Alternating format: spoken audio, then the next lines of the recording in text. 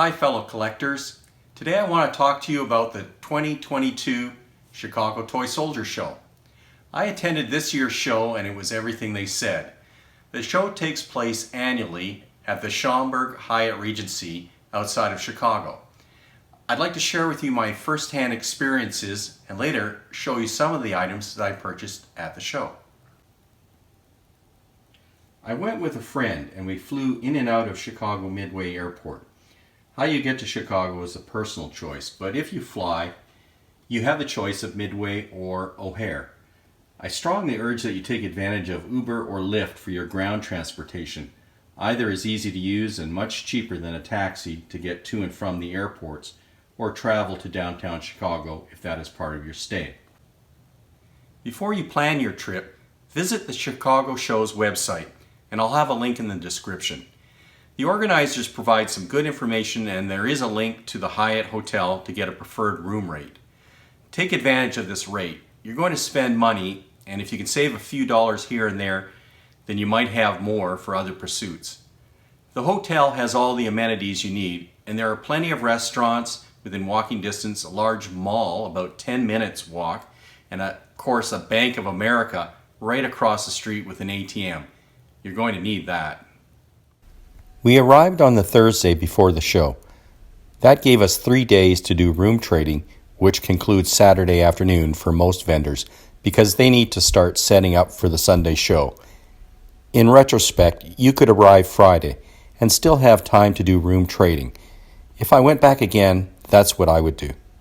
When we arrived, we met with the show organizers and I got their permission to take photos and videos of the venue, but I consciously chose not to include the room trading. Tree Frog Treasures Military Miniatures did a short video of its room, and there's a link in the description to that. Anyway, I was too busy trying to see everything available, and if possible, buy items before they were sold. The room traders included brick and mortar retailers, other private vendors who were selling off collections, items they made themselves, etc. There was everything from metals, resins, plastics, play sets, printed material, old and new, foreign and domestic. Most of the leading personalities, vendors, and artists of the hobby were present. The atmosphere is collegial, downright friendly and welcoming. It really is a community of shared passions. While many of the attendees were of a certain age, I saw a lot of families or a parent with a son or daughter picking out figures. The period before the show is well organized with plenty of displays in the lobby and common areas. Wargaming, if that is your interest, tables on the 4th and 5th floors with information on room trading, vendors, and events lined up that day.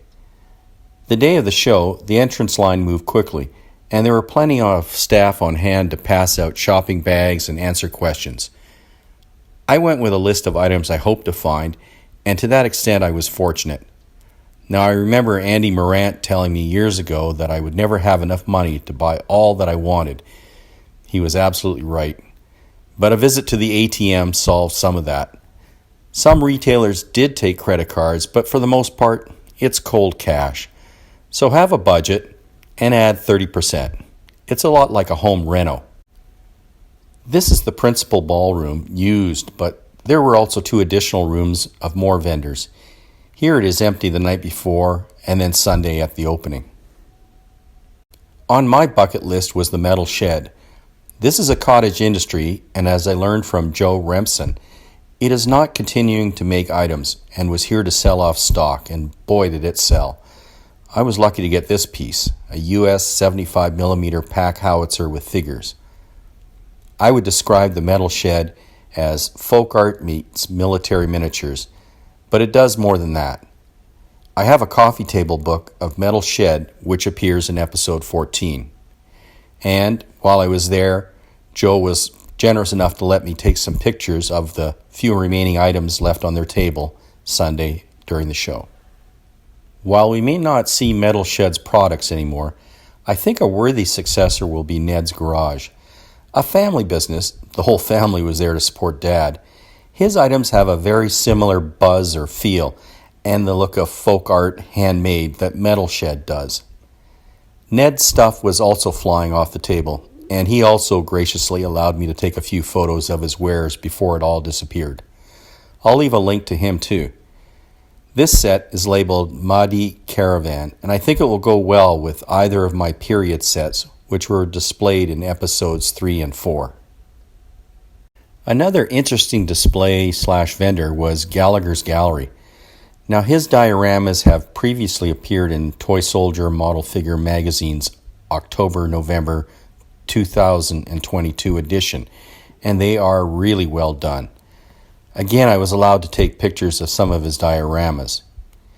Here are some of the items I've purchased, and I'll start with this one.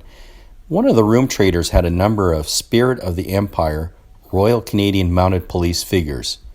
Amongst his figures were several that I lacked, including this bass drum. I tried to capture some of the detail in the drum itself. There is also this 3-figure set of a figure carrying the RCMP flag with a saluting officer and constable. This will be nice additions to my collection, which appeared in Episode 7, RCMP. Along these lines, I purchased 3 RCMP figures from Ted Toy Miniatures. These are Britain's figures which Ted Toy have modified and repainted in its style. Again, something which would be a nice addition to my collection as shown in Episode 7. Here is Britain's 155mm Canon, number 2064. It is a complete set with rubber tires, lead elevating screw, several brass and yellow plastic shells. It fires, so the plastic shells may be safer for now. The box is in good condition and appears to be a mid-period version based on the design. This Britain's Royal Artillery gun number 1263 is described as a pre-war version. It is a brown khaki color and the box is in okay shape. This assortment of shells are for various Britain's artillery pieces. If you look at my episode 11, Artillery Part 1, these shells will complement these various artillery. The Britain's Governor General's Foot Guards set number 1634 didn't come with a box, but they are in decent condition, and because they are generally hard to find, I was happy to grab these for my GG set. Now take a look at these Britain's Princess Patricia's Canadian Light Infantry set number 1633. You won't see it, but each of these is stamped Déposé on the base bottom. If you watched my episode 8 entitled Britain's Paris Office, you will have seen other PPCLI figures similarly stamped. I'm starting to think that pre-war PPCLI figures may have a higher probability of being déposed, and if you want to add these to your collection, then check the bases before buying. This figure of the late Queen Elizabeth is Britain's number 43055 and completes the 4-figure set that I have. As I have mentioned before, I am on the lookout for Britain's French and Indian War figures, specifically French royalists who were posted to either Louisbourg or Quebec City during that time. I found these Franche de la Marine figures at a variety of vendors and picked them up. Note the 4 figures standing at the ready, and notice how the heads are slightly out of alignment, as if they came from different molds. It's a nice gaffe if that is what happened. Part of my purchases were for someone else in my house. This silent buyer asked me to look for knights and Zulu warriors.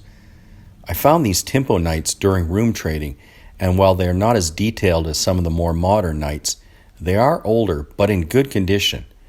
They are a mix of the Ivanhoe and Knights of the Round Table series, in a variety of colors including black, because you have to have a black knight. These other pieces are 2 Britain's Super Detail knights, and this standing one, which is metal and was different in terms of the pose, and because it was unique, I picked it up. The Zulus were in the Tree Frog Treasures room and were from a private collector and are hand-painted and in poses I hadn't seen before. The price was right, so I bought several seen here. Well, that's it for my Chicago trip.